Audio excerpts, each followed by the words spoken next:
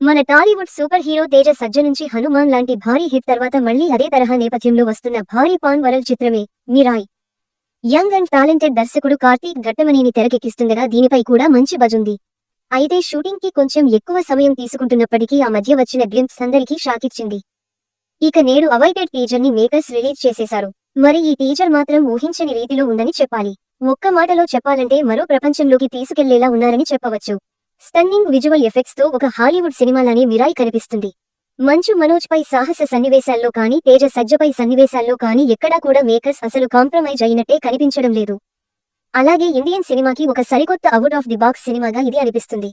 అలాగే pan India మాత్రమే కాదు పాన్ వరల్డ్ లెవెల్లో దుమ్ము లేపేలా ఈ టీజర్ కనిపిస్తుంది.